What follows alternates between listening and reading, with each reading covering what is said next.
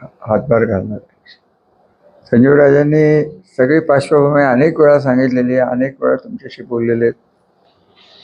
तीच पार्श्वभूमी आज त्यांनी परत ज्या मागच्या स्टेजवरनं आणि नवीन जे काही घडत गेलं, आमच्या वार्षिक सभेनंतर जे काही घडत गेलं, आत्ताची जी स्पेशल वार्षिक सभा झाली, त्याचाही त्यांनी उहापोह केला. 2 प्रश्न आहेत. ते पहिल्या प्रश्नाचं उत्तर संजीव राजांनी दिलं की वेळोवेळी शेअर्स पूर्ण करा हे आव्हान देऊनही बागायतदाराने काही त्याला प्रतिसाद दिलेला नव्हता. काही लोक देत होती. खरं तर हे शेअर्स जी रक्कम राहते हे जसं बँकेचे कर्ज त्यांच्या ऊसातनं जातात, ऊसाच्या उत्पन्नात, तसंच ती सिस्टीम आहे. पण आता ज्या पद्धतीने सभासद पुढे आले, त्यांना कळून चुकलं हे कारखाना, श्रीराम सहकारी साखर कारखाना हा बंद पडायचं कारस्थान का रचलं गेलं तर 6,000-7,000 टन असलेला ज्यांचा उपयोगाचा सराच्या कारखाना क्षमता असलेला 9 लाख टन घालतो. ऊस कुठनं आणला जातो? माळशिरसमधनं ऊस आणला जातो. इथलाही तालुक्यातला ऊस कदाचित काही वेडे असतात, त्यांना थांबायचं नसतं, गहू हरभरा लावायचा असतो, ती लोक त्यांच्याकडे टाकतात. आम्ही काय बोललो कधी? त्यांच्या कारखान्याबद्दल मला तर बरंच माहिती आहे. पण आम्हाला काही घेणं देणं नव्हतं, कारण मागही मी तुमच्याशी मनमोकळेपणाने नेहमीसारखं बोललो. 85 सालपासून प्रल्हाद पाटलांच्या अर्थकारणाचा फुगा फुटणार हे मी सगळ्यांना सांगत होतो. त्यांची कामाची पद्धत प्रल्हाद पाटलांची वेगळी होती. व्यापाराला ऊस पोतींची जे उत्पादन झालं नाही ती देऊन टाकायची आणि त्याच्यावर कारखाना चालवायचा, सीझन काढायचा, कसं तरी ही त्यांची पद्धत होती. ते चक्र जे होतं ते फुटलं. श्रीराम कारखान्याचं आपलं न्यू पलटण शुगरवरचं वाटलं होतं. पत्रकार बंधूंनो, इथं पद्धत वेगळी आहे. जे मी श्रीराम कारखान्यात परवा बोललो, अतिशय डोक्याने हे वागतात. माझी खासदारांना किती डोकं दिलंय, बुद्धिमत्ता त्यांची IQ किती आहे मला काय माहित नाही. पण पैसे कसे आणायचे, बँकातनं कुठनं काढायचे कोट्यावधी रुपये, हे जे काही त्यांचं शास्त्र आहे हे अजब आहे. आणि म्हणून मी त्यांना मल्ल्याच म्हणत होतो. मल्ल्याने अशाच पद्धतीने बँका लुबाडल्या. काय करतात? त्यांचे वडील होते कैलासवासी इंदुराव, 13 महिने खासदार होते. तेव्हा अडसूळ नावाचे अर्थमंत्री होते शिवसेनेचे. त्यांना फोन करायला लागला, हे बोललोय परवा तिथं. तर जनतेला हे परत कळायला पाहिजे की यांचा डाव कसा असतो. तूच संघ त्यांचा खाजगी निघाला, त्या भानगडीतनं निघाला. मी काय बोललो? मी पाणी आणण्यात मग्न होतो. मी काय त्यांच्या दूध संघात निघालो म्हणून मला सुखही नव्हतं आणि दुःखही नव्हतं. त्याचं काय झालं ते तुम्हाला कळलं. तो एक फार वेगळा विषय आहे, ज्याचा श्रीराम कारखान्याशी संबंध नसल्यामुळे मी काय त्याचा उपभोग करणार नाही. परंतु आलं होतं की श्रीराम कारखाना आता चालू होईल, स्वराज्य कारखाना माझा बंद पडेल, त्याचा त्यांना आनंद झाला होता. आणि कारखाना बंद पडला, खाजगी कारखाना, तेव्हा मालकाला काहीच होत नाही हो. आर्थिक हेच नसते. मरतात ते शेअर होल्डर मरतात. हे गणित तुम्ही समजून घ्या. कित्येक कारखाने गेले, कित्येक इंडस्ट्री गेल्या, त्याच्यात मेलं कोण सांगे भाऊ? शेअर होल्डर मेले. नाही, खाजगी खाजगी गेलेले आहेत. मी सांगतो तुम्हाला, मी किती उदाहरणं देईन तुम्हाला. हे यांच्याकडे शेअर होल्डरच नाही आहेत. शेअर आहे कोणाचे यांचे, कोणाला त्यांनाच माहिती. ते स्वतः असणार किंवा त्यांचे कोणतरी चमचे असणार. ते शेअर होल्डर नसले तरी 90% शेअर्स मला वाटतं त्यांच्या घरातच आहेत, नवरा बायकोंच्या नावावर, अशी माहिती समजते. काय काय असतं. दुसरे तिसरे जे शहाणे आहेत, जे आसुवाले आहेत, त्यांना आम्हीच पोचलोय. हा विषारी नाग आम्ही 60 वर्ष पोचलेलो. मला या विश्वास भोसलेबद्दल राग नाही, रणजितबद्दल तर अजिबात राग नाही, कारण तो काल दयनीय अवस्थेत हे सगळं जे बोलत होता, कारण त्याला कळून चुकलंय रणजितराव. तुम्हाला तुमच्या वाक्यातनं जाणवत होतं. तुम्हाला रामराजा आता चांगला वाटलं. हे 50 वेळा त्यांना सांगितलं होतं. ते 1996 पासून सदाशिव केंद्राच्या बाहेर, ज्या घराबाहेर रात्री 4 वाजता तुम्ही दिलेल्या शिव्या, हे माझ्या डोक्यात अजून पक्के आहेत. आणि तुम्ही माझं वय काढता की रामराजांना माफ करा. अरे तुम्ही तर स्वतःलाच माफ करून घेतले. आदरकीच्या रानात धुमाळ गुरुजीच्या पोराला मरमर मारलं होतं हे मला माहीत. हे राजकारण त्यापासून आम्ही तालुका बाजूला ठेवला. हे तुमच्यावर राग होता म्हणून नाही, तुमची प्रवृत्ती विकृती आहे, हे आम्हाला राजकारणात आणायची नव्हती. दुर्दैवाने ते घडलेलं नाही. 19 साली माझ्या आईवडिलांच्या बद्दल त्याच्यात काय बोलले, काय संस्कृती दिसली, का मी विसरावं. त्याच सभेत त्यांचे धाकटे, आता सॉरी त्यांच्यात धाकटं कोण येईल मोठं ते कळत. पण आत्ताचे नगराध्यक्ष म्हणले आता आम्ही मालोजी बँक ताब्यात घेऊ, आम्ही ते करू, आम्ही हे. आता तुम्ही काढून काहीतरी करा. काय केलं त्यांनी. ह्या स्वराज्य दूध डेअरीत हा गुटे का कुठे आला तेव्हा आत मशिनरीच नव्हती, ती आधीच विकली होती. तुम्ही पत्रकार आहात, तुम्हाला कसं कळलं नाही, माझ्या तोंडातनं काय ऐकायचं असतं मला माहिती. या प्रवृत्तीला जर फलटण तालुक्यात वाढून दिलं तर श्रीराम कारखाना असेल, त्याची खासदारकी असेल, अगदी मोदी साहेबांचे त्यांचे फोटो झळकत असतात, त्यांना तिथं मूछवाला म्हणतात, कोण राजासाहेब म्हणतात. आता हे कुठले राजासाहेब आहे ते माहीत नाही. फलटण हे एकच संस्थान होतं, मलटण काही वेगळं संस्थान असेल तुम्हाला काय माहिती. विषय माझ्यापुरता एकच आहे, ते रामराज्य जोपर्यंत जिवंत आहे तोपर्यंत कुठेही काही तुम्ही करायचा प्रयत्न केला, सत्तेतनं तुम्ही जर दाबायचा प्रयत्न केला, तर त्याच्या पुढं मी जाऊन सांगतो की देवेंद्र फडणवीसांचे माझे अत्यंत उत्कृष्ट संबंध आहेत. मला जिथं भेटतात कधी, आता 3 विधानसभेला मी गेलो नाही, पण माझी प्रकृती व्यवस्थित नव्हती. पहिले 2 महिने कोणाच्या उशावर चालतो संतुष्ट आपल्या. हा कारखाना बंद पडला तर जसा त्यांचा फायदा होणार आहे तसा माळेगावचा होणार आहे, आणि त्याचे एजंट बाजूला बसलेत. फलटण तालुक्याचं या खर्डेकर मंडळींनी काय केलं एवढं सांगा मला. एकाने उठायचं आणि सांगायचं की रामराजे तुम्ही खोटं बोलताय. तालुक्यासाठी यांनी काय केलं. फलटण एज्युकेशन सोसायटीच आम्ही घेतलं, श्रीराम कारखान्यात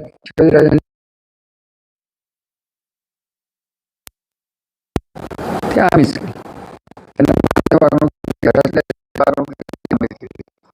आणि माणूस केवळ हा एक, आणि दुसरा करप्ट माणूस, नैतिक आणि आर्थिकदृष्ट्या विश्वाससारखा करप्ट माणूस नाही. त्याला म्हणा तुला काय माझ्यावर कायदेशीर कारवाई करायची नाही, साक्षीदार बाहेर काढल्याचं नावाचा रामराजे. तात्पर्य एकच आहे की अशी माणसं फलटणमध्ये आणली आहे, गेली आहेत की ज्यांना पैसा तर कमवायचा आहे परंतु रितसर मार्गाने कमवायचा. त्यांना त्रास. प्रल्हाद पाटलांनी त्यांचेच पैसे घ्यायचे. सांगायचं राहिलं, प्रल्हाद पाटलांचे एक फार मोठा भाराव किस्सा आहे. गोडाऊन आहेत साखरवाडीची, तिथं बाहेर थप्पी लागायची कशाची, पोत्याची, आणि मागे काहीच नसायचं. बँका आल्या की तेवढंच दाखवायचे, सील मारलं की चालू. एक पोतं 4 वेळा विकले आहे बाबा. एकाने आदिवासी पडवले, शेतकऱ्याचे पैसे. यांनी यांच्या कारखान्यावर आणि साखर धंद्यावर बोलायचे यांना अधिकार काय आहेत. बाकीचे सगळे डेली आत्ता सुरू झाला कारखाना की साखर धंद्याकडं, शुगर कमिशनरकडं आपलं क्रशिंग वगैरे कायम असतं, रोज द्यायला लागतं. माहिती एकदाही देत नाही, अजिबात देत नाही. द्या की म्हणावं. रिकव्हरी मुद्दाम कमी दाखवायची का, ते FRP कमी लागते म्हणून. हे अहो या किती गोष्टी असतात दुरस्ताच्या सांगू. मी त्या आदिवासींना जाणणार आहे, माझं डोकं. हिंदुरांना कोणाला किती या पिढीला मला माहिती. त्यांच्या तोंडात कम्युनिझम असते. मार्क्सिझमचा माणूस होता. हे किती जणांना माहिती. हिंदूरावचं बाकी सगळं होतं, पण हिंदूराव पुस्तकं किती वाचायचे माहिती आहे. अशा माणसाच्या पोटी येऊन हे देवटं कुठनं आलंय, कुठल्या योगावर हे जन्माला आलंय कोणाला माहिती नाही. ते नेमकं पैठणमध्येच का आलंय हे मला काही कळत. जायचं होतं दिल्लीला, मोदी साहेबांच्या उजव्या हाताला एक आणि डाव्या हाताला एक. अरे अरे अरे अरे, तेव्हा तुम्हाला शुभेच्छा, तुमचे आभार. श्रीराम कारखाना तुम्हाला न मिळो अशी ईश्वराकडे प्रार्थना. चालू राहावी प्रार्थना. नाही, पण ते तर चालू राहणारच नाही, कधीच चालू करा. आज स्वतःच चालू होत नाही त्यांचं. काय तुम्ही सांगताय त्यांच्याजवळ आज काय परिस्थिती आहे तिथं? अहो त्यांचे बिलं काढलेले हा माणूस बडवतोय गेलेला माणूस. तुम्ही मला सांगा, शेवटचंच मी बोलणार आहे. त्या शिंदेच्या नगरसेवकावर केस झाली ठाण्यात. बऱ्याच केसेस आहेत, बरेच आमदार आहेत, बऱ्याच जणांच्यावर केसेस आहेत. आपल्या जिल्ह्यातले पालकमंत्री गोरेसाहेब, त्यांच्यावर केसेस आहेत. यांच्यावर एकही केस नाही. का नाही? कोणाची हिंमतच नाही. तिथं निघाले केस करण्याचं धाडस कोण करत होतं? इथं केस पोलीस चौकीपर्यंत जाऊच शकत नाही अशी दहशत आहे. अजून काय तुम्हाला पुरावा पाहिजे? ते नेहमी म्हणतात माझ्यावर कुठं केस नाही ना. केस बाबा करायला तर माणूस जिवंत राहायला पाहिजे. आणि शेवटचं मी सांगतो की मी काही हे सोडणार नाही. आणि आमच्या वाडवडिलांनी हे त्यागातनं मिळवलेलं आहे, दहशतीतनं मिळवलेलं नाही. आणि हे दहशतमुक्त फलटण करणं हे माझ्या आयुष्यातलं शेवटचं ध्येय राहणार आहे.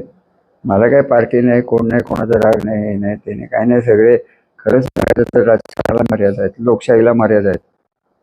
राजकारण ज्या पद्धतीने चालतं त्या पातळीवर बोलू. इथे त्या पातळीच नाही. त्यांना पातळी गाठायचं कसं सांगायचं हाच खरा मुद्दा आहे. आणि हे पातळीहीन राजकारण ज्यांच्या मनात कायम आहे, दुसरा चांगला विचारच येत नाही. आता खरं खोटं माहीत नाही.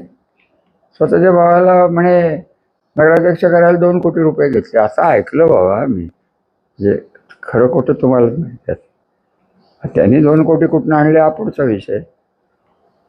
आणि ते काय करतात तेच कळत नाही नगराध्यक्ष. आता तर काय सगळं चाललंय, आनंद चाललंय, 10% ओके होतं ना सगळं. काय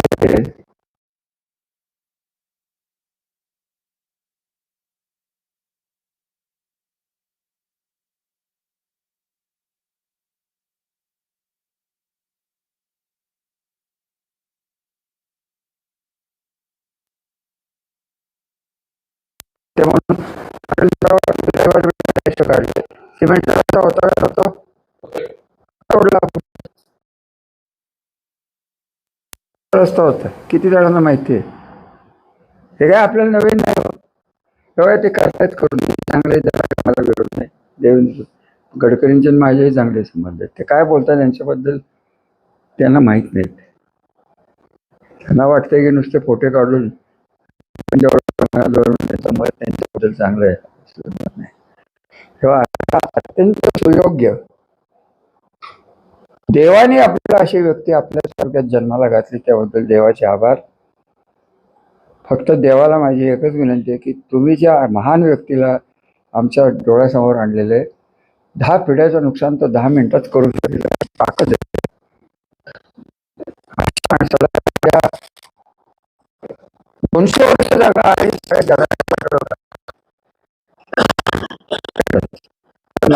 बोलून जी लोक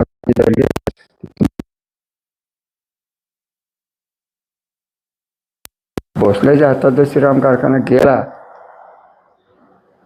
हे चित्र इलेक्शन येईल तेव्हा मी सांगेन. ह्याचे सगळेच प्रताप मला माहिती. कसे माहिती आहेत? आम्ही त्याच खात्याचा मंत्री होतो ना. मला माहीत नसणार तर कोणाला माहिती असणार? शिवराजयांच्या बद्दल तर मी क्लिअर बोललो. एक वेळ रणजित नाईक निंबाळकर परवडला, इथे काय मला परवडत नाही, अजिबात परवडत नाही. आस्थानीतला साप हा डेंजरसच असतो आणि ते आम्हाला कळलंच नाही हा साप आहे म्हणून. ही आमची अक्कल. आम्ही म्हटलं घरंदाज आहे, फलाट आहे, त्याच्याच धुंदीत ते पण आणि त्याच्याच धुंदीत आम्ही पण. कधी पसार झाले आम्हाला कळलंच नाही. आता उद्या काहीतरी प्रवेश होता वाटतं. काय राहून द्या, कसं आहे, तुम्हाला फालतू वाटलं तर तुम्ही आज जाऊन, मी हेच बोलणार आहे. आणि तुम्हाला मी खरं स्पष्ट सांगू का संजय बाबा, आपण फार सुसंस्कृतपणे वागल्याचे परिणाम आहे. कोण घाबरतच नाही आपल्याला. धड कार्यकर्तेही घाबरत नाहीत, धड प्रशासनही घाबरत नाही, आणि जे विरुद्ध आहे ते नेमके उलटे. तुम्ही मला सांगा, तुम्ही दरवेळेस म्हणता हे बोलू नका ते बोलू नका. बोलू नका रे, मला आता संपत येते. नाही नाही, तो नाही विषय. विषय एकच आहे, कुस्तीला उतरल्यानंतर तुम्ही लंगोटी लावलेल्या पैलवानाच्या समोर 3-पीस सूट घालून कुस्ती जिंकू शकत नाही. आपल्याला तेवढं नागडं होता येत नाही, परंतु तोंडाला तोंड हे दिलंच पाहिजे, आक्रमकपणे दिलं पाहिजे. आणि जेवढी ताकद आहे ही लोकांच्यासाठी आपल्याला न्यायला लागणार आहे. संजूबाबांची आज्ञा झाली आहे मला की हे थांबवा. त्या आज्ञेला मी म्हातारपणी काय त्यांची आज्ञा मोडू शकत नाही. त्यामुळे आपले आभार. चहा पाणी प्या. चंद्रविलास असते तर मिसळही खायला घातली असती. चंद्रविलास त्यासाठी काका मी विचारत होतो की आहे का.